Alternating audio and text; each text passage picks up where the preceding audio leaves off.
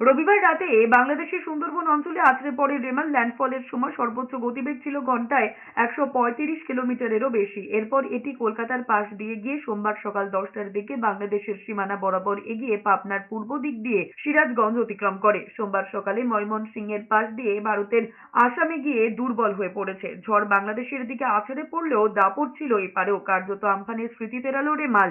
ঝড়ের থেকে বেশি প্রভাব ছিল দক্ষিণ 24 পরগনায়। তাণ্ডব দেখিয়েছে উত্তর 24 পরগনা, কলকাতা, পূর্ব মেদিনীপুর, হাওড়া, হুগলিতে। কলকাতাতেও রেমালের তাণ্ডব ছিল যথেষ্টই। ভারী বৃষ্টির প্রভাবে একের পর এক এলাকা কার্যত জলের তলায় চলে গিয়েছে। ভেঙে পড়েছে প্রচুর গাছ, উপড়ে গিয়েছে বাড়ির চাল, পড়ে গিয়েছে মাটির বাড়ি, লাইট পোস্ট পড়ে কার্যত অন্ধকারে ডুবে গিয়েছে বিস্তীর্ণ এলাকা।